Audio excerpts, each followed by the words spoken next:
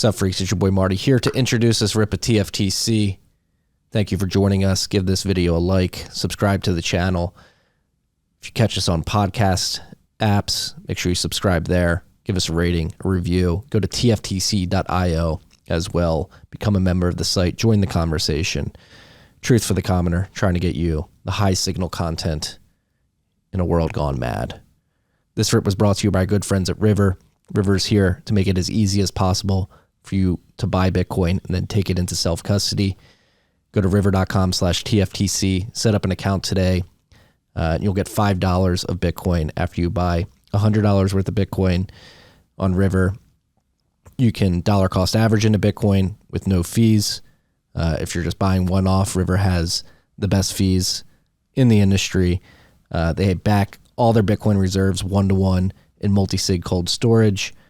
They highly recommend that you take self-custody. They just introduced limits. So if you want to set a limit order below or above the current Bitcoin price, River makes that extremely easy as well. They also have real customer support. You can pick up the phone and call them if you have any questions about your experience on River. So go to river.com/TFTC, set up an account today. This rip is also brought to you by our good friends at CrowdHealth. CrowdHealth is here to provide you with a new way to pay for your healthcare. It's not health insurance. Health insurance is notoriously expensive, opaque, impersonal. CrowdHealth is really trying to change that model. You pay a monthly fee. It builds up in an account. If you ever have a health event, you let CrowdHealth know. They go to the doctor. They negotiate the price lower. You pay the first $500 and the rest gets crowdfunded by the CrowdHealth community. They have Bitcoin Lightning payments that they just enabled. So if you want to pay your monthly fee plus your doctor in Bitcoin over the Lightning Network, you can now do that. They've got a roster of doctors that you can access. They're approaching healthcare in the right way. It's a healthy community focused on preventative healthcare and avoiding the big pharma industry as much as possible. So if you're looking for a cheap healthcare solution, you're not happy with your health insurance, maybe it's a bit too expensive, try out CrowdHealth. Me and my family use it. Go to joincrowdhealth.com/TFTC. Sign up today using that, and you'll get $50 off your first month. Joincrowdhealth.com/TFTC. Enjoy this rip. They're going to try and ban Bitcoin. Yeah, for sure. That should be the base case. I'm constantly shocked they haven't tried harder. It's the great mystery. I think they literally don't understand it. And they are little by little, but not fast enough to be a problem yet. That's what I can see this BlackRock ETF being the beginning of them getting it and trying to corral it into this hyper-regulated exposure. Where it's like, all right, you can get exposure to Bitcoin, but it has to be via these entities. Exactly. Yeah, which, are we recording yet? Yes. Okay, got it. Yeah, I mean, the trick with BlackRock, I think the biggest benefit to it is that BlackRock knows how to lobby Washington, right? So, they've got so many friends that, in a sense, it gives us like plot armor on this side to have BlackRock on the Bitcoin side of it. And then the question is just, is BlackRock going to try to screw things up internally, more than the sort of policy insurance that they give Bitcoin? Yeah, that's been a big debate in the Bitcoin space is, should we be funding these policy think tanks and these policy advocacy groups to go lobby on our behalf? And I've been a big advocate of, let's just piggyback on other lobbies. Mm-hmm. I'm more focused on the energy sector. I think we should get the energy sector bought in and then use their lobby to protect Bitcoin. Oh yeah, they're one of the most powerful lobbies in Washington. They're insane. The kind of garbage policies they can get through. If you were to aim that lobbying muscle at something that actually made sense, it'd be pretty exciting. Yeah. Well, nothing makes sense right now. Yeah. Very little makes sense. This is one of the great mysteries is, like if I were rooting for Joe Biden, if I were like a dedicated Democrat activist, I would be like, what in the hell are you guys doing? Between like the border and the gender thing and, the wars, the retreat from Afghanistan. I mean, just the litany is astounding. Like, what are you people doing? And it's almost like they're behaving as if they really don't care what the voters think. Normally, if you look at, say, pre-Obama, you look back to the Clinton era, for example, at least they tried to dress things up. Like they tried to do policies, for example, border fences and things. Okay. Yes, they were, doing them less so than the Republicans might, but they were at least trying to respond to what they thought public opinion was. And in a whole lot of areas, it's like they really don't care. And, I did an article on this recently talking about voter fraud, that this is what you would expect to see if a regime is engaging in widespread voter fraud, that they don't care about voters anymore, right? Because the reason you do voter fraud is so you can ignore the other side's voters, but as a side effect, you can also ignore your own side's voters. So you become like divorced from voters. You really don't care what they think anymore. Rather, the party gets handed over to special interests, so lobbyists and cronies, and the politicians themselves, the bureaucrats. And that's really, I think, what the Democrat Party is looking like now. There are all of these sort of own goals, things like banning gas stoves. I mean, where the heck is that coming from? Like what is the benefit to the party, right? Like again, if I put myself in the shoes of like a pro, Democrat activist, I'm like, what in the heck is up with the gas stoves? Unforced error. Nobody was demanding it. The climate freaks aren't obsessed about gas stoves. It's like the White House just pulled this out of their rear end. Pulled it out of nowhere. And, that's, you're not going to win elections on things like that. So it's just across the board. They act like they're a party that, whether it's confidence in the media covering for them or whether it's genuine voter fraud, they feel like they really don't care what voters think anymore. No, just having Joe Biden go out there and interact with either the public or other world leaders is an example. Like that gaffe in China where he walked up to Xi unannounced, probably whispered something incoherently in his ear without a translator, probably sniffed him. Yeah you can tell, speaking of sniffing, the other powers in the world can smell the blood in the water. You have Saudi Arabia and China buddying up pretty aggressively. Saudi Arabia, their foreign minister came out and said, we're going to go to China and see if they can broker peace between Israel and Palestine. And it's it is perplexing. The in a sense, I would welcome the incompetence if it was paired with like a retreat from the world. Like if we became isolationist and then Joe Biden could sniff people here at home, that's relatively harmless. But the problem is that you're pairing that incompetence with this just extremely aggressive foreign policy. We've learned recently, I think it was the German foreign minister who was talking about early peace talks between Ukraine and Russia, and that the U.S. was spiking them. Like they were essentially telling Ukraine, no, you cannot make peace. And, why would they do that? You've got, something like 100,000 Ukrainians now who have lost their lives apparently for nothing, given that the war is winding down at this point. So why would you do that? And, is it military donors? Is it, to sort of maintain this sense of crisis that they enjoyed during COVID, where they could ram stuff through? And so they figured, well, the COVID shtick is played out, and so maybe we can go for war this time. Now I guess they found a new shiny war, so they don't need the Ukraine one. But really just, pairing, if the U.S. were isolationist, it wouldn't much matter if we were incompetent, right? But in this day and age, when the U.S. is out there trying to pick fights with pretty much every conflict in the world, it's a big concern. Yeah, it's pretty disgusting too. When stuff began popping off in Israel, in Gaza, the haste with which the Ukraine debacle was swept under the rug.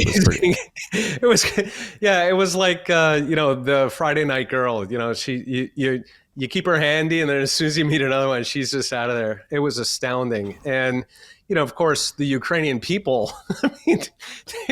What they've been through. The Russian people as well. Early on in the conflict, people were sort of choosing sides. And my argument at the time, I think you probably agree, is that, I was on the side of the Ukrainian people and the Russian people. I was against the Ukrainian government and the Russian government. So this entire debacle here, honestly, it's hard to quantify how little I care who runs the Donbas region of Ukraine. I could absolutely care less. Both countries are corrupt dictatorships. broadly speaking, it seems that Russia is slightly less corrupt. But beyond that, I really don't have an opinion. So why we got involved in the first place, and along the way, how many thousands of Ukrainians and Russians were killed. So, I mean, in a sense, if you kind of zoom out, it's like the U.S. is almost like this dying scorpion who just sort of stabs everything it sees. It stabs its own babies. It just stabs anything in sight in its death throes. Yeah, it seems like it was heavily driven by the military-industrial complex. I mean, you had Mitch McConnell come out on one of the Sunday news shows about a month ago and saying, hey, this is good for American weapons companies. We're basically giving them all of our old ammo and then remaking it here. Yeah. Finally, we're staying in the U.S. Yeah. We're revitalizing the Rust Belt by making stuff and blowing it up, as opposed to like making things that people could actually use, like cars. Well, they're going to make cars, but they're all going to be electric cars by 2030. Apparently. They're going to be, there was an article just the other day that 0.2% of car registrations are currently electric cars. For all the mind share they have, for all the billions that they're going to plow into these charging networks and all this, essentially nobody has an EV. The other issue with EVs is that China has been plowing ungodly sums into anything green. Okay, so they've been dumping free money into manufacturers of solar panels and electric vehicles and batteries and all across the board. And all of that stuff is set to flood into the US now, right? So we have all these crony Solyndra style, electric vehicle plants in this. I think Tesla is like the one company that's relatively sustainable on its own merits, but the rest of this crap is just, it's just pure government welfare. And then once you bring China flooding in millions of electric vehicles, they're going to slash the prices, they're going to be half the cost. So, between customers sort of waking up to the fact that EVs, for the most part, are a bait and switch, like an EV truck, well, you can drive it for like an hour and then you get to spend a couple more hours at the charger. So between them understanding that the product itself, in most cases, doesn't perform anywhere near the promises, and then you combine that with the Chinese flooding in with all this cut rate product, I think we're just going to have an absolute wipeout in, so-called green manufacturing. Now they're going to double down on it, right? Going back to the, first point that they really don't care what voters think anymore. They're just going to double down, I think. So the Chinese are going to come in, they're going to try to put trade restrictions, they're going to dump more money into these black holes because it's about the messaging. It's about their own crony environmentalists, which are a big part why Joe Biden, took the White House. Yeah, well, it actually gets to a good segue into what I actually wanted to cover. I originally reached out to you a few weeks ago after that whole Treasury auction debacle. Apparently there was a cyber attack. China couldn't get their trades in. The demand for the 30-year, was it 30-year or 20-year? I think it was 30-year Treasury was the lowest it's been since 1991. And I think that we can actually cover that subject and tie it into something that you've been covering a lot this week, which is hyperinflationary events throughout history. We just had the 100-year anniversary of the Weimar Republic's hyperinflationary event. Obviously, Argentina just had a big election with Javier Milei becoming their president in the midst of their fifth hyperinflationary event in the last 5 decades, or however long it's been. And I think we could use sort of that 100-year anniversary and what's going on in Argentina right now to describe some hyperinflationary events over the last 100 years. And I think that Treasury auction is a signal that if there's not demand for these treasuries, we could have it here. And even if the government does want to double down on the stupid spending that they're doing, whether it's in energy or other areas of the economy, they may run into a buzzsaw that is runaway inflation, potentially hyperinflation. Yeah, so what happened in the Treasury auctions, this was, I think, 2 weeks ago at this point, and they hold these things often, but they were trying to sell, I want to say 10 or 20 billion worth of federal debt, and they do that essentially nonstop. They've got something like $10 trillion in debt that they have to flog out to private markets this year. So they've got a lot of these Treasury auctions. And to put that in perspective, there's about $20 trillion in the U.S. banking system. Okay, and the Feds this year are trying to sell 10 trillion, right? Most of that is refinancing old debt, and then about 2 trillion in fresh debt. So it is really an enormous sum of money that they're trying to pump out into private markets. And there had been a concern over the past month or two that there's an accumulating risk premium on US debt because markets are losing their appetite to buy it. Okay, and so in that context, we had this auction a couple of weeks ago that was just really exceptionally weak. A lot of people have been watching auctions for a long time. Guys like James Lavish, they said it was just catastrophic. You had very little demand for the debt being auctioned. It came out at a very high price, meaning at a high cost to the Treasury, to the taxpayer. And even so, about a quarter of it was left unsold. So that goes to so-called primary dealers who basically flog unwanted debt onto the secondary markets. So this was a near catastrophic auction. Now, subsequent auctions have been fine. Okay, so that's kind of the context here. But the thing is, it's a little bit like if you're flying in a plane and you hear a loud bang. Okay, you're still flying. You haven't gone down yet, but that's something that you might want to look into before you continue too long. So that's kind of a canary in the coal mine, these Treasury auctions. And I think the last time we talked about the fact that the pattern throughout the history of the Federal Reserve has been that they hike rates until they break something.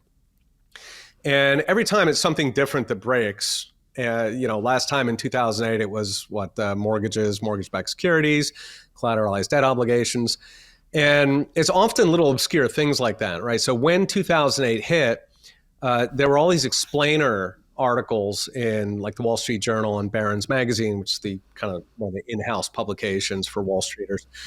And there were all these explainers saying, what is a collateralized debt obligation? What is a mortgage-backed security? Because nobody knew what these were, right? It's not like these were huge industries. Everybody was, watching like a hawk and then they blew up. These were more like ghosts in the machine. Okay. These were like gremlins. And, of course, compared to 2008, our financial system is a lot more baroque. Debt is much higher. I think it's over twice what it was in 2008 throughout the system. A lot of the restrictions that were put on during 2008, Wall Street outranks bureaucrats by like 20 points in IQ, right? So every time that the bureaucrats try to fix Wall Street, it takes them about 10 minutes to route around this thing. In fact, if by some freak of chance you happen to get a bureaucrat with a brain, you can guarantee you Goldman Sachs is going to sit down and have lunch with them and talk about the bright future they shall have someday with Goldman Sachs. All right. All of these guys are either idiots or they're compromised. So I don't want to imagine what kinds of gremlins are hiding inside of our financial system waiting to break. But, Treasury auctions is, that's a massive, massive market. If a Treasury auction does actually break, in other words, if it goes unsold, that or if the interest rate skyrockets, that would be something that'd be absolutely catastrophic for the economy. But even beyond that, the question is how many gremlins do we have tied up in there? So I think, sort of the storyline from Washington, no matter what happens, is that they trot out Janet Yellen, Jerome Powell, even Biden himself. They all come out and reassure us how everything is just fine. Is blatant dishonesty, to the point where, like, if you're a Wall Streeter and you're chilling out on Sunday playing golf and you hear that there's a press conference tonight with Janet Yellen and Powell, you rush home. You get on the phone and you find out, holy crap, what broke, right? So it's almost like, the reassurances are the crack in the plane wing. So that's kind of where we are. And, I had a couple articles this week that were talking about kind of the bigger picture here, which is hyperinflation, because fundamentally what's breaking both this, all these problems in our financial system and, what's driving the inflation we're suffering under, but also inflation in countries like Argentina. What is driving all of this, the, single force of nature, is really government spending. We had a massive ramp up in federal spending during COVID. They had to buy the lockdowns. The way to do that was to pay a large proportion of Americans to essentially sit on the couch and continue getting paid And that it bought them the lockdowns. A lot of us at the time, we were sitting around wondering, like, what happened to Americans? Like, how are Americans supporting these totalitarian restrictions? And well, the answer is they were being paid. And who were they being paid by? Why? The federal government, with the Federal Reserve financing it. So that was sort of the original sin this time around. That put us up at inflation rates in double digits. And, when we ask what's kind of the end game on this, I've got another recent article talking about my base case, which is that we're essentially reliving the 1970s, where you had this double hump of inflation. So first it got real high, it got around double digits. That lasted for, I think, about 2 years. The Fed reacted the exact same way that it is now, which is that they hiked up rates to choke off the private economy. They did not have a tough conversation with government about spending. They did exactly what they did now, which is pretend they don't see it and strangle the private sector instead. What happened in the 1970s is that led to a tremendous crash in the real economy. So there was one point where the statistics at the time said that they had a 10% decline in economic output at an annualized rate in a single quarter. And that absolutely panicked the Fed. They said, holy crap. They fear inflation because they know the voters will blame them for it, but they also fear a severe crash because they know that voters will blame them for that too. So the Fed panicked, they reversed course, they slashed rates. And what happened at that point, of course, is that inflation came roaring right back, because what was driving it was not Mr. Putin's war, or it actually wasn't even the oil embargo, which was the scapegoat in the 70s, along with overpopulation, by the way. Literally blamed the 1970s inflation on overpopulation. The chairman of the Fed had a number of speeches doing that. At any rate, it turned out it wasn't these scapegoats. Instead, it was government spending. The government spending kept going. They were doing the guns and the butter. So the Vietnam War, the military-industrial complex to face the Soviets, and then they paired that with this massive ramp-up of welfare and a bureaucratic oversight, under Nixon and under LBJ. So they had their guns and butters, spending was soaring. So once the Fed pulled rates back down and made money cheap again, it was off to the races. And at that point, it was about 3 years that we had a inflation that was even worse than the first. Okay, so you had a little bit at first, chilled out for a couple of years, and it just came roaring back. At that point, there were a lot of people who felt like inflation was going to be permanent. And what happened is basically we as a country got lucky. The very inflationist Jimmy Carter happened to appoint the guy, Paul Volcker, who turned out to be really the hardest money Fed president that we've had since the beginning of the Fed, 110 years ago. And Volcker ramped up rates. He put rates at 17 or 18%. It costs you like 18% to get a mortgage. I mean, it was absolutely devastating for the economy. They had a pair of recessions. Those recessions cost Jimmy Carter the election, and they brought in Ronald Reagan. But what they did do was ended inflation finally. And my concern there is that, from Washington's perspective, Paul Volcker ending inflation was a catastrophic mistake, right? Because Jimmy Carter lost his job. He got blamed for the recessions. The Democrats had almost a 50-year monopoly on the Senate that they had first gotten under FDR. And they lost that during that pair of recessions, right? So from Washington's perspective, they are never going to do that again, not in living memory. They've, lesson learned, do not take one for the team. Do not fix a out of control inflation at the expense of the economy. And so if we get to that 1970s replay where inflation comes roaring back even worse than the first time, I don't think Washington's going to pull a Volcker. It's not in their interest to pull a Volcker. They're going to keep scapegoating. They're going to keep hoping that the media can, explain it away, that Paul Krugman can declare more victory. Yeah, which begs the question, like, how quickly could this escalate? Because, I mean, I'm sure you've seen it. I think I've seen you retweet it, but like just all the anecdotal data out there of people complaining. That's the weird thing about 2023 is that people can get on their phones and take a selfie video of all the trouble they're experiencing in their everyday lives. And it's this bad now. It's hard to imagine what it's going to be like if that inflation comes roaring back. Did it For even sure go it away is. in the first place is another question.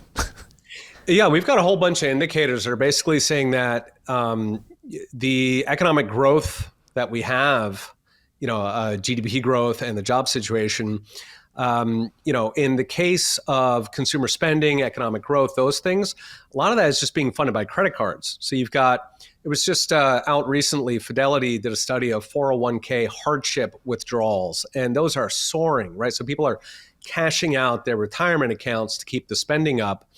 You've got record credit card debt. Essentially people ran out of cash and now they're running it on plastic. But the thing is, most Americans at this point, almost 60% of Americans, they cannot cover a $1,000 unexpected cost. Okay. And so now you've got millions more who are draining their retirement accounts, who are loading up on credit card debt, which by the way pays 21% at the moment. I mean, and this is before the recession hits, right?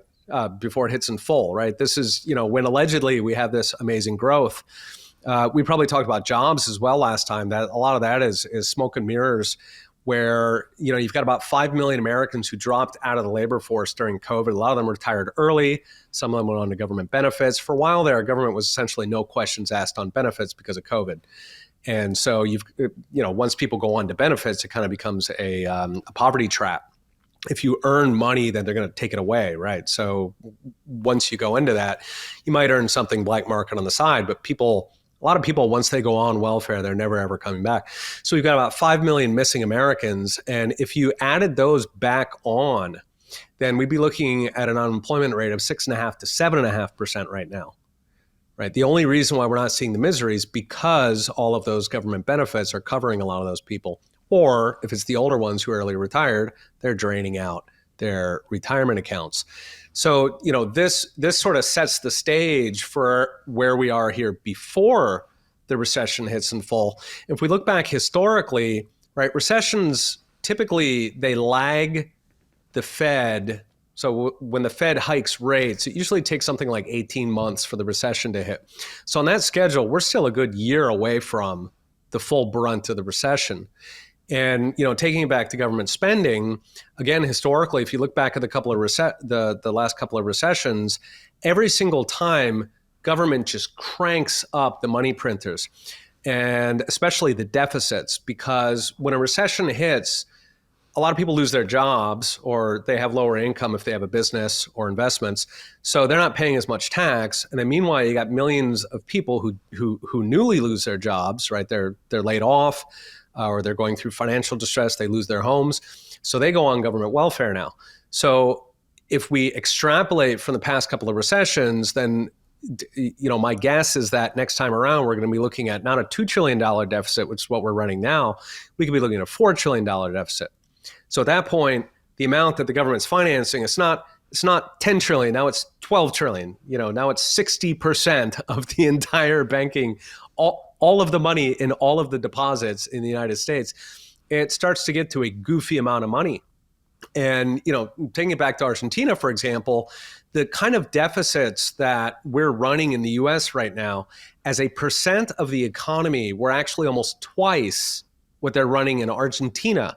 That's before Milei comes on. So basket case Argentina running 143% inflation is apparently far more fiscally prudent than the US government at this stage. So I think, when we sort of go through the usual suspects for what's going to break this time around, I think there's a very good chance that it could be sovereign debt. Sovereign debt is too big to bail out. Okay, there is not enough money in the world. The sums involved are absolutely astronomical. Yeah, and when you consider the fact that we need to roll over, 1/3 of the 33.7 trillion that we have in the next 2 years. Yep. And then that's essentially a race between, does the recession come soon enough to force the Fed to lower rates so that you refinance that at lower levels? Or if that doesn't materialize, what's that look like when you have to refinance all that debt at these interest rates? Yeah, and I think a lot of the problem was, it kind of came from 2008. I think 2008 gave them a false sense of confidence.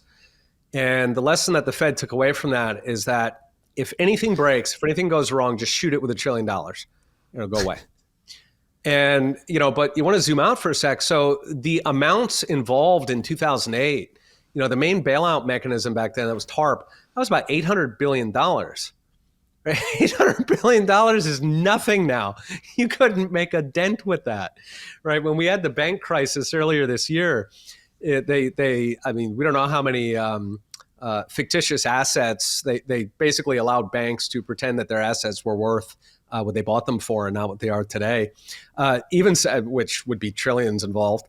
Even beyond that, their first reaction was to say essentially that every FDIC every uninsured bank deposit in America was going to be guaranteed, all right, which is about $20 trillion. Now, they can't actually fulfill that promise. The FDIC itself has about 1% of that.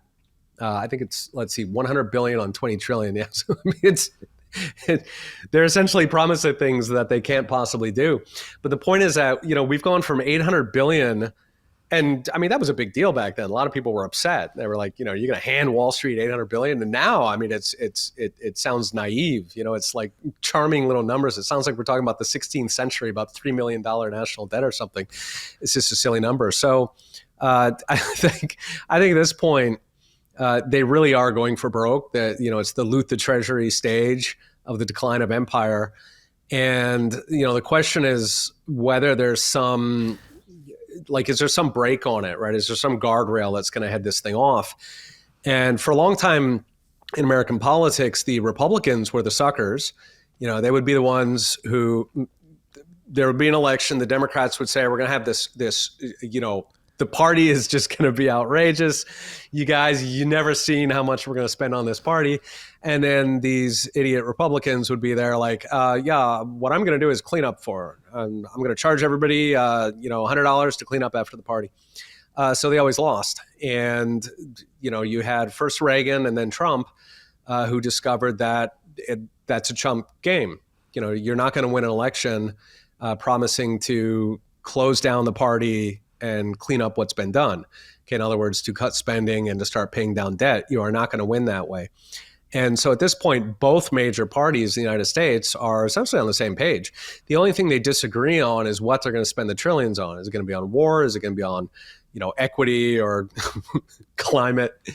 But either way, it's hard to see what could actually stop the runaway federal spending beyond just, literally going off the cliff and having some kind of sovereign debt crisis, at which point it fixes itself because you can't borrow money anymore. So, it's kind of the quickest way to get a balanced budget is to go bust, default, and then nobody will lend you money anymore. Yeah. And that's just the problems here at home. Rumors started spreading last week. Who knows how much validity there are to them. I wrote about it on Friday, but then I saw some stuff over the weekend that said it may have been fake news, but there was two headlines out of UBS. First, their CEO at some risk management association event for some reason or another saying that if UBS was going to be bought, he'd prefer to be a private entity buying the bank, which is something you wouldn't expect the CEO of one of the largest banks in the world to say. And then there was that screenshot of somebody saying that they couldn't withdraw money because some of the UBS branches were having liquidity issues. And so that's why I had you on earlier this year, was in the wake of the banking crisis that popped off here in the U.S. But it seems like, speaking of gremlins, those gremlins within the banking sector specifically are still there, popping up, obviously, with treasuries being the liquid reserves on a lot of these balance sheets, and the treasury markets moving in the way they have throughout this year. It seems like that problem's only getting worse, and people are just trying to keep it out of mind, out of sight. But it seems like anything could happen at any moment where a liquidity crisis could pop up. Yeah, well, Switzerland, just a couple of weeks ago, news leaked out that they had floated the idea of capital controls. They call it friction tech, quote unquote. And the idea is to make it difficult for people to withdraw their money from banks. And, of course, once it got out there, they immediately said, no, that's crazy talk. Yes, we were talking about it, but we're not really considering it.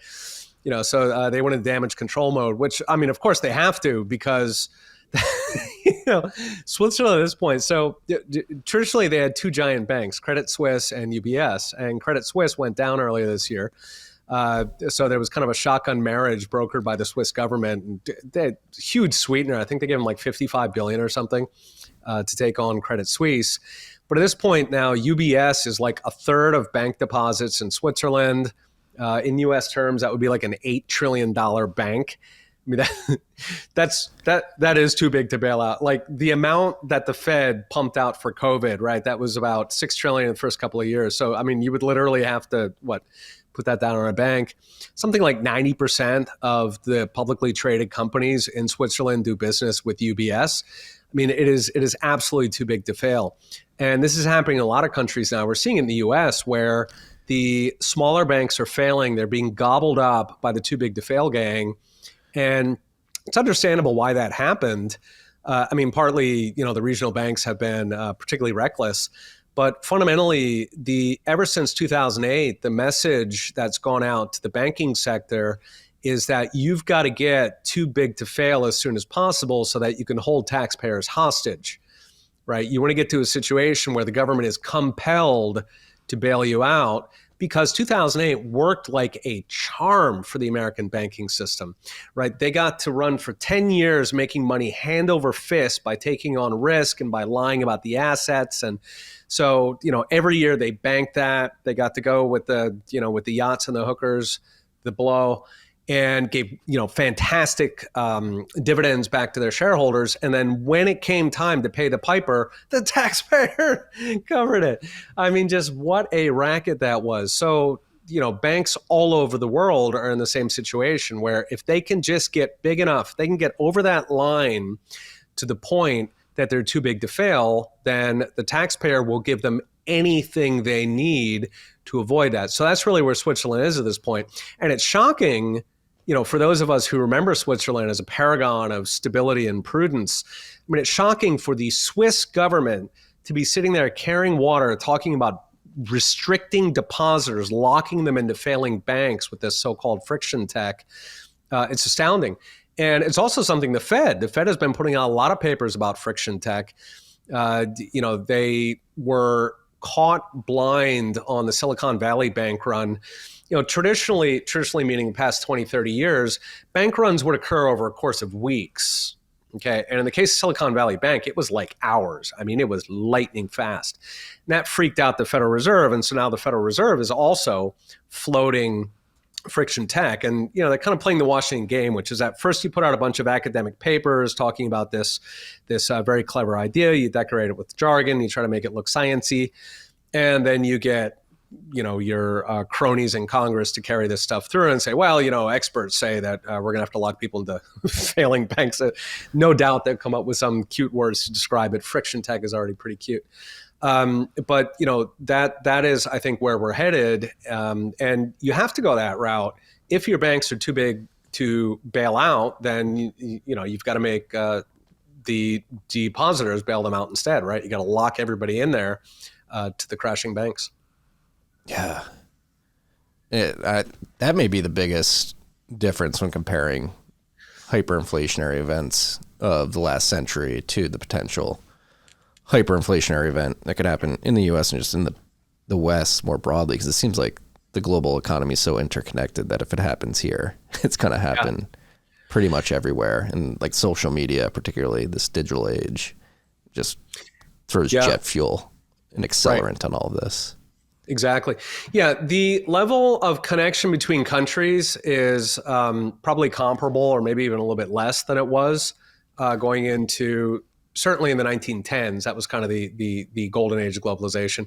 But, if you go into 1929, that's probably comparable to what we're looking at today.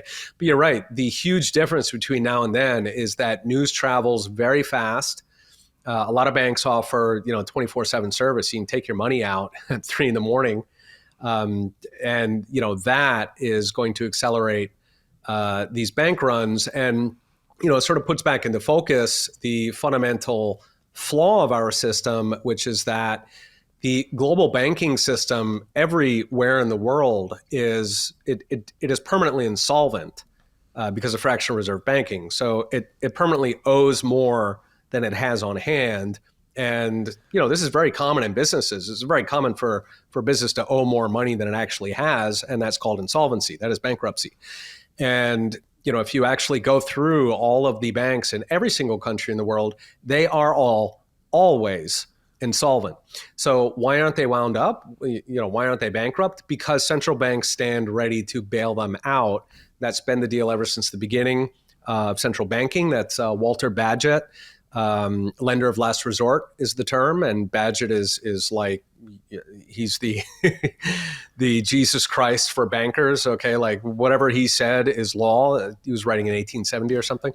That is how the system is built. It is built to be bailed out. And, but again, that was designed in an age where bank runs didn't run to the size that they can today, or at the speed.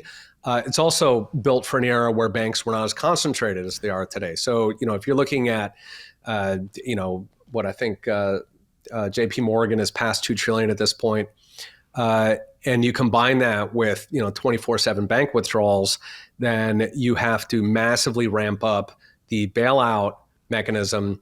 And if you do that, then you are doubling down on that moral hazard from 2008, right? You're doubling down on that lesson that banks get, that you should be as risky as possible, right? Because you'll always get bailed out. Because remember, like one of the iron laws in finance is that more risk equals more return.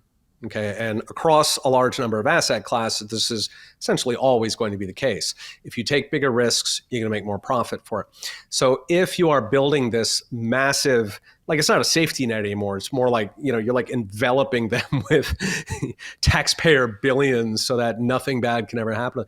If you're doing that, then your entire banking system is going to go for broke on the risk. And, in the context of how big it's become, very quickly, it outgrows the ability to bail it out by governments. And at that point, the only way to bail the thing out is to siphon it from everybody, right? Take people's life savings and give it to bankers. Yeah. Are you optimistic that Milei will be able to create a blueprint for beginning to get away from this with his staunch stance over the weekend that abolishing the Argentine central bank is not negotiable? It's got to happen. Yeah. I believe in Milei. I think he's the real deal. The concern is that he does not have a majority in Congress. And so at that point, the question is, can he keep the Argentinian people focused and passionate about reform? Dollarization. So the idea is that the country would throw away its current currency. It would get rid of a central bank, but it wouldn't go into like the libertarian paradise of like free banking or anything. It would essentially just trade. It would give like the bank supervisory functions, presumably to Treasury. We know this because there have been other countries that have dollarized, like El Salvador and Ecuador. And then the Argentinian peso would either be discarded or it would become moribund. Like El Salvador still has a currency, but it's not used. Everybody in El Salvador uses the dollar. So that's the idea essentially of what he's pushing, is that the Argentinian economy would shift from the crappy peso that it's been suffering to the US dollar. The results on that are really strong, right? So countries that have done that, such as Ecuador and El Salvador, inflation, of course, collapses. It goes down to the U.S. level, which until very recently was quite good. But even the inflation of the past couple of years is a heck of a lot better than what like Ecuador used to suffer and what El Salvador is getting today. So you get good results out of it. In Ecuador and El Salvador, these passed under like regular governments. Okay, it did not take the libertarian dream team to get these reforms. So I think that there are people in some of these countries, like there are bankers even, who would like their country to be more stable, be a better environment for them to make money. So I think that even without having a majority in Congress, he may be able to get through dollarization just because it's not that controversial, right? When we look at other countries that did it. In terms of, slashing government by 60%, now that's going to be controversial, right? So something like 1 out of 3 Argentinians work for the government. It's going to be hard to keep them on side. doubtless they're going to play the same game they do here. So like, anytime you propose to cut spending in Washington, they'll be like, well, we can cut spending, but we'll really have to start with Social Security. Like, yes, but do we have to do that? Is there nothing else we can cut? So, they will play the game. They'll, he was talking about getting rid of it's like the Ministry of Equity or something. And, for sure, they're going to trot out, they're going to find some beneficiary who's super sympathetic, hold her up in the newspapers. The left wing or the media down there is relatively left wing like ours. So that I think they're going to fight tooth and nail. But dollarization itself, I think, does stand a good chance just because the record is so good and it's happened in relatively normal countries. It would be a great shame, though, if they dollarized and then we just completely mess it up for them here. Right. It's like great timing, guys. Like, you're going to jump on the dollar as soon as we break it. Yeah. I mean, there's, I think that the trick with the US dollar, all fiat is doomed. I mean, this we know because fiat has been tried many, many times in history. Every single time it's the same story, which is that fiat subsidizes government spending. That then leads to inflation and eventually gets out of hand. They can't pay the soldiers and then, something changes. So we know that fiat is doomed. But I think what's interesting about the US dollar is that on the way to fiat death, I think the most likely scenario is that the dollar may actually get stronger along the way. Because what happens is even weaker currencies, they go first, okay? And either they are abandoned like Ecuador did and they just swap over the dollar, or they die on their own like Venezuela. And in Venezuela, people are shifting over. A lot of them are shifting to the dollars. Many are also shifting to stable coins. Many are shifting to Bitcoin, right? So, but either way, each currency that dies, it's like the US dollar absorbs the corpses of all the other currencies on the way to Ragnarok. So yeah, it would be nice if they could just like make a jump to either a gold-backed currency or to actually, having the first Bitcoin backed currency. That's probably outside the Overton yet. I think we're going to have to get a lot more failed currencies before any country is going to be willing to consider that. Yeah, the milkshake theory. Every weak currency fails into the dollar. Exactly. It'd be interesting though. It seems like markets are beginning to price this in. Obviously, Bitcoin's up well over 100% this year. Gold is up at I think $2,012 today. So there is at least a hedge being put on people looking at the sovereign debt crisis and all the chaos in the world right now and putting their dollars into hard money. For sure. It's I don't know whether it's good or bad, but since Bitcoin was invented, the world has stumbled into like every argument for Bitcoin, right? Like, so first it was a banking crisis, and then it was widespread censorship. You remember under Trudeau, and you had Bitcoiners going over there and trying to get the truckers funding in the face of a totalitarian government. Then you had the inflation. Now you got bank crashes. I mean, it's like every argument for Bitcoin is just playing out in real time, one by one. And it's funny, because like if you were there at the very beginning of Bitcoin and you said, okay, so Bitcoin fixes this, that, and the other. That's like a running joke in the Bitcoin community, right? How, we always say Bitcoin fixes this. And they're like, yeah. And, so all of the yeahs are actually happening now, right? Like, you've got double-digit inflation, even in the U.S., which that was certainly not on anybody's bingo card. And you've got 143% Argentina. You got something like 10 countries now that have 40 to 50% inflation or higher. And that number is spreading. The IMF thinks that the next 2 years are going to be at least as bad as we've been going through, with high inflation, slow growth. The slow growth then feeds into even higher inflation because you don't have enough stuff, right? So if the government's still printing money and you're not making more stuff, then the inflation accelerates again. So yeah, it's almost like the world is like a running commercial for Bitcoin at this point. Yeah. And on top of that, I mean, we talked about Milei, but you also mentioned the populist win in the Netherlands over the weekend as well. It seems like the economic pressure is becoming so immense that people are throwing their hands up and saying, hey, we need to figure something out. Let's go with these populist candidates that are promising to clean things up. Yeah, and that kind of goes back to what we were talking about at the top, where this sort of ruling left-wing elite, almost on a global basis, they have become so divorced from voters that they're opening this massive gap now. And I think so far they've been counting on a pliant media. They've been also counting on captured institutions to sort of put out propaganda for them to cover it up, particularly to try and taint any opposition. I mean, they just reach for the F word like immediately. They call them far right. And I mean, they were calling Javier Milei far right. Okay, so when they say far right, they're referring to like German corporals in the 1930s. A radical libertarian is the precise opposite. Like Ron Paul and Austrian corporals are the exact opposite. But they're shameless, and anybody who is promising something that voters actually want, they go after the messenger, right? They try to tar them. And I mean, again, if I were rooting for them, if I were on their side, I'd be like, what the heck are you doing? Like, why don't you just adopt the policy? Like, if you're afraid of these policies because the voters like them too much, what am I missing, guys? Like, just adopt this stupid policy.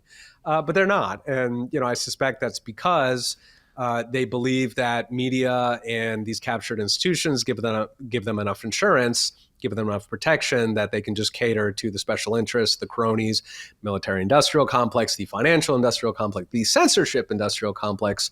They're just multiplying. Yeah.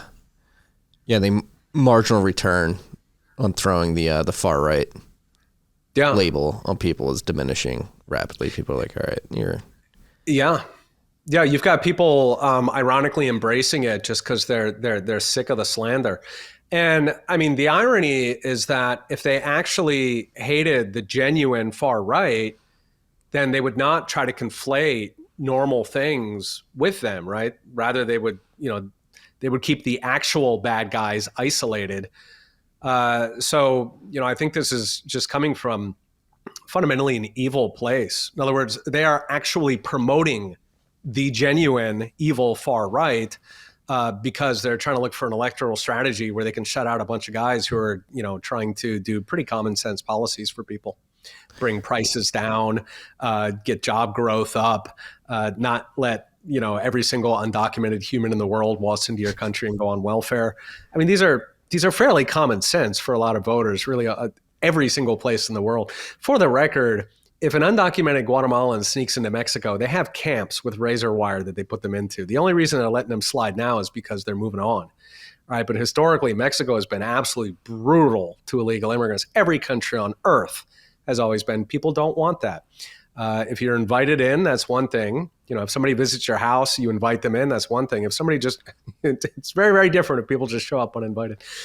But yeah, if you look at the dynamics and you kind of look at the trends on it, I don't think it's changing. You do see a lot of media hand-wringing about how Biden is unpopular, but a lot of that is sort of still on the tactical level where, he needs better messaging. And like, I think if you're a New York Times reporter or a Bloomberg reporter and you come out and say, you know what, maybe we do need a wall on the border. I mean, you're out of a job. Like, you better line up your interview with Daily Caller before you put out that article.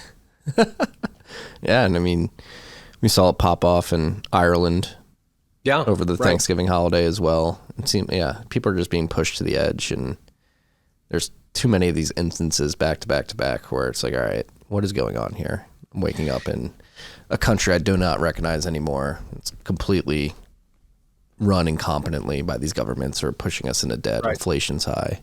I can't get a good job, and you're telling me I'm a racist. Yeah, and I mean that's why they're so obsessed with censorship.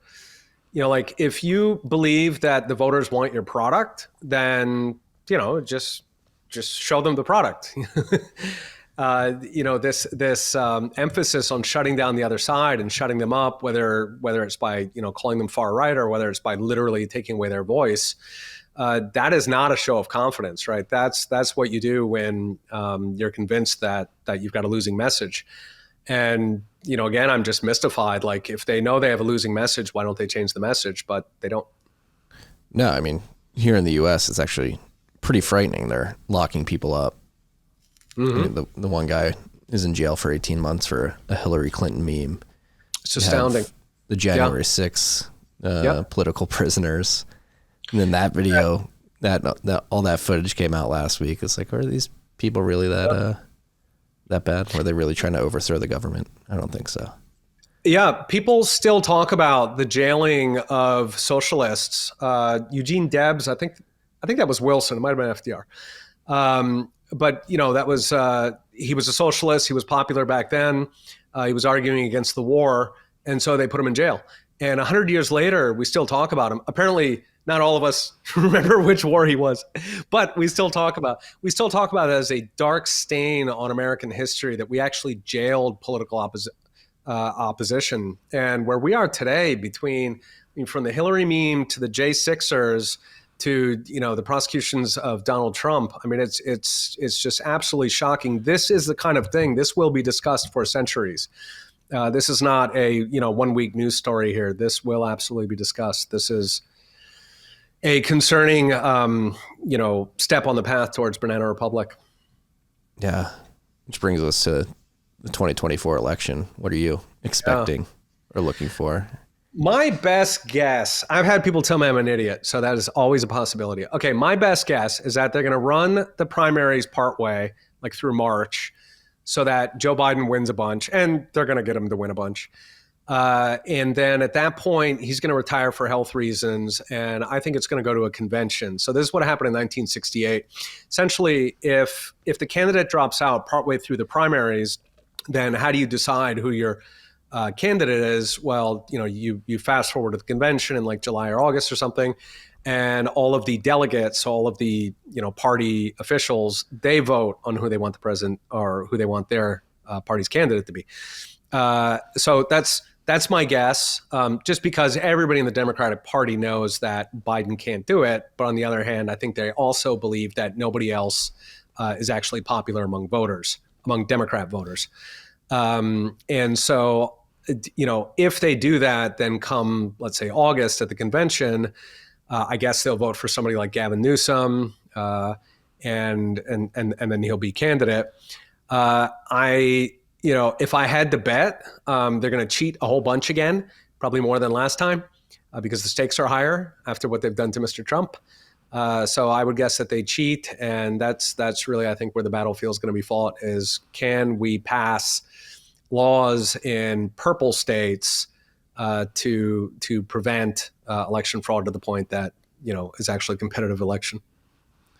Yeah, I think they're going to trot out Michelle Obama. I think they might. That's what my wife thinks as well. It strikes me as goofy, but like a lot goofier stuff has happened over the past couple of years. So yes, distinct possibility. I mean, we were talking about it earlier. Maybe that's part of their strategy, like just letting Joe Biden speak in public multiple times a week. It's becoming glaringly obvious. It's like, this dude is not fit for the job. You're going to have to replace him with somebody.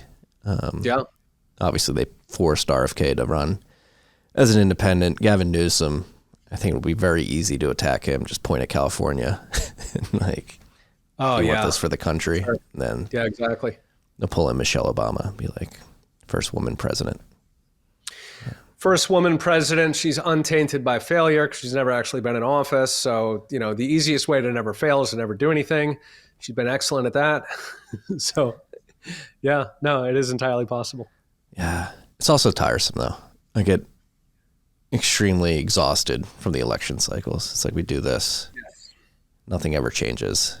And yet a bunch of the country's intellectual capital is sucked and their attention is sucked into this election process.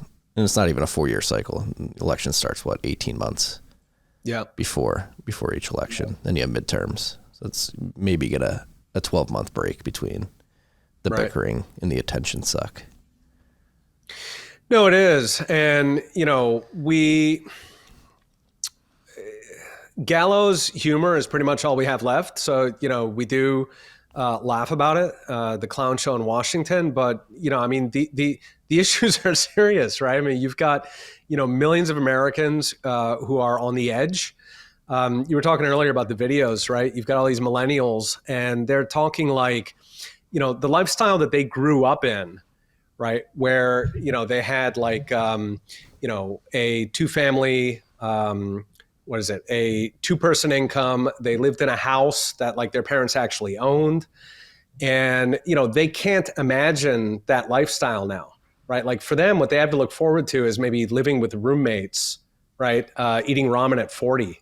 I mean, like they're not going to be able to get married. They're not going to be able to have a family. They're certainly not going to own a house. So these people are in distress. And then meanwhile, right, Washington is just playing games. At least the Democrat Party is playing games, which I think is still the odds-on favorite to win, unfortunately, in 2024. So, and you do hear this from a lot of these videos where there are people who they would consider themselves old Democrats. Okay, so they had joined the party. They had grown up in the party when it was like genuinely fighting for the little guy. Was interested in like workers and, working class families and things like that. And, now, of course, I mean, the party has all but declared war on the working class because it associates the working class with Trump.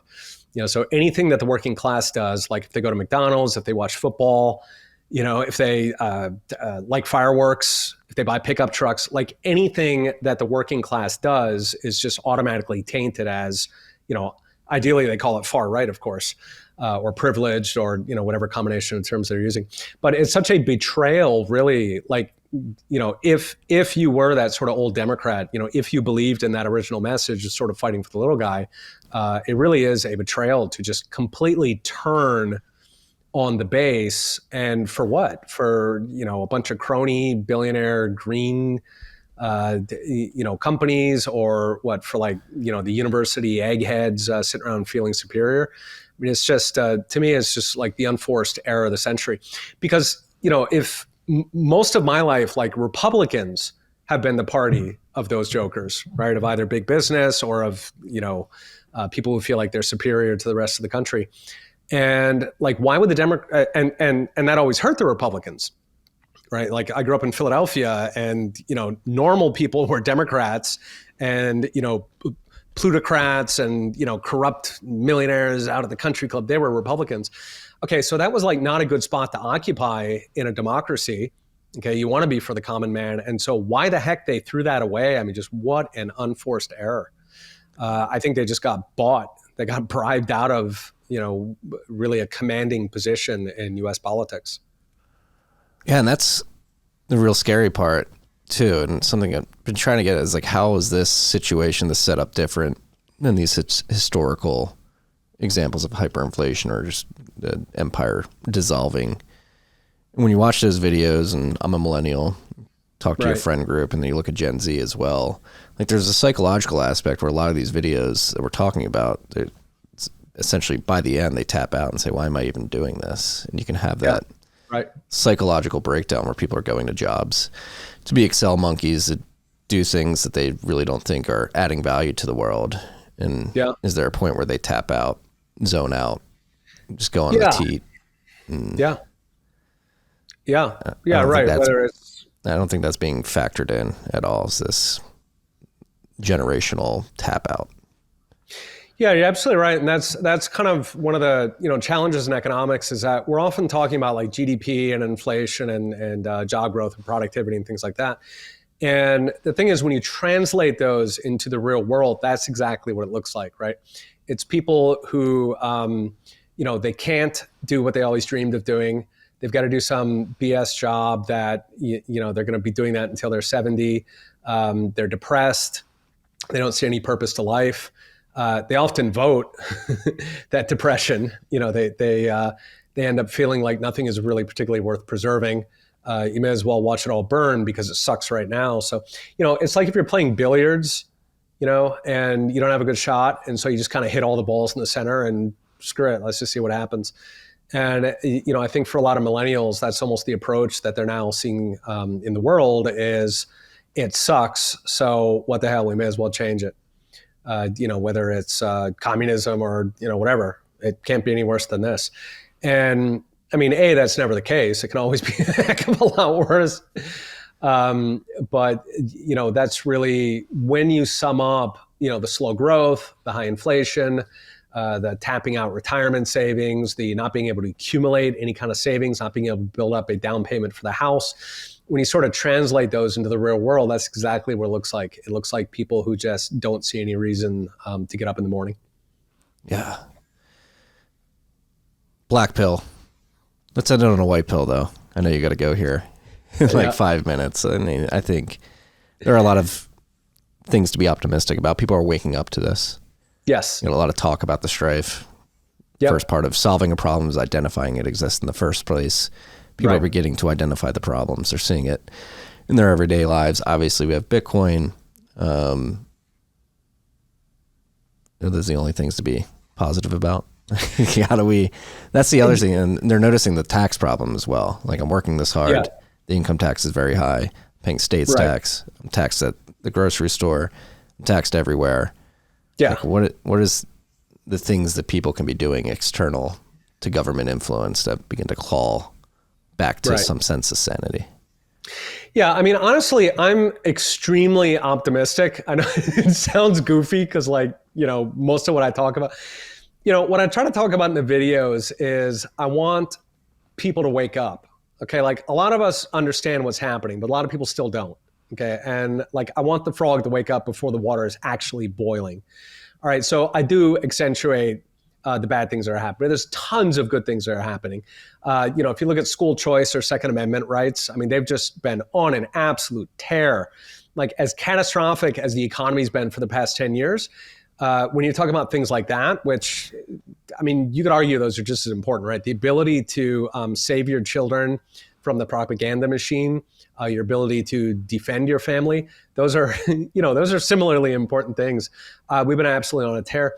There are a lot of ways where we're making ground, but really when I zoom out, the reason I'm optimistic is because if you compare similar situations in history. Okay, so even just in the US, there have been many times when things have been as bad or worse than they are today. If you take FDR, heck, you can take the post-World War II censorship era where we had essentially socialists in charge of the entire US government. You had zero way to get your message out. Murray Rothbard, the economist, he talked about in the 1970s, you get the entire liberty movement in America into a single living room in New York. Right, and the liberty movement in America in the 70s was by far the most developed on earth of any country. I mean, you're talking 2-3 people in New Zealand or something. I mean, it was just absurd, right?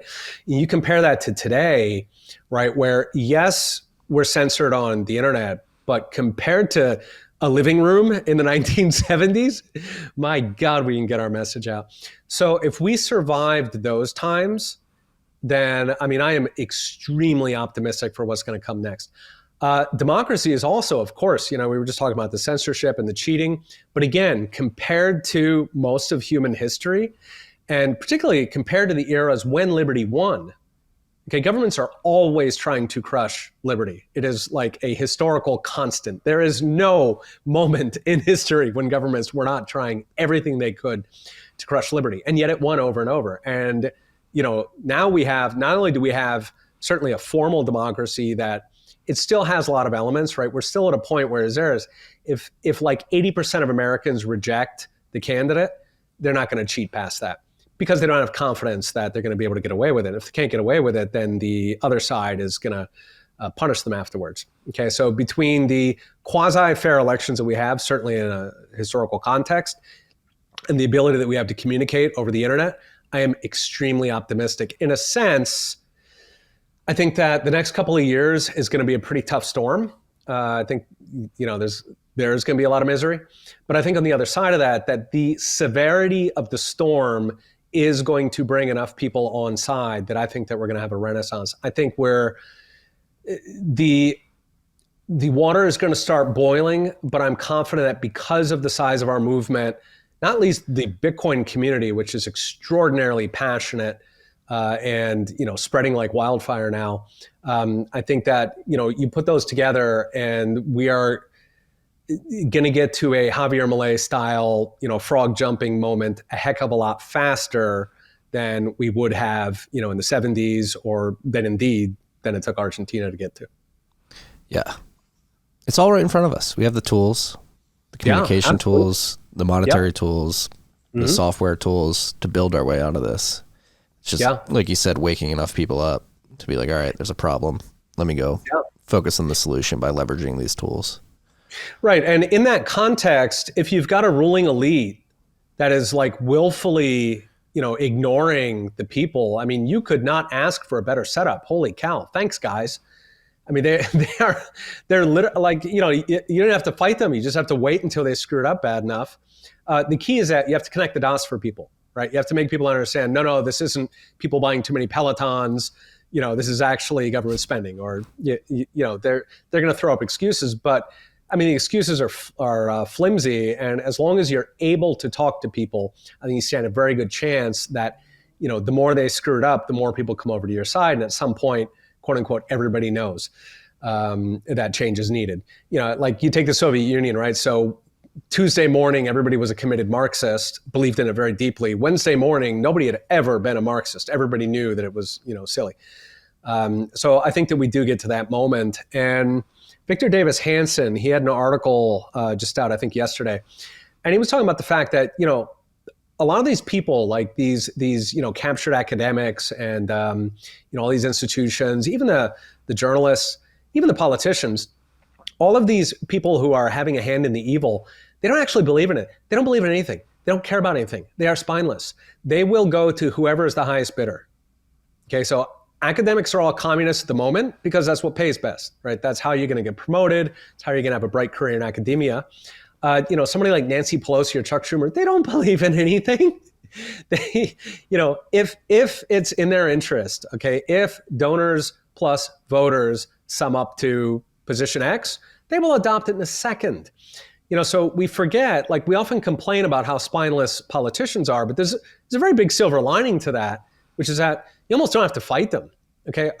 Once things are bad enough, and that brings enough people over to your side, right? Once you've skillfully explained exactly how the bad thing is causing, misery to them, there is some point where the numbers flip and the entire thing just folds. It folds like the Soviet Union, right? I mean, just, all of those captured institutions, all those lifelong committed Marxists whose entire careers were tied up with the, system, they just like poof, flipped. Right, like an Othello board, just put one stone down and bam, every single person, the entire society flips. So I'm actually excited about it. When I look at the tools we do have, I'm looking forward to what comes next. It's going to be tough between here and there, but I am very optimistic.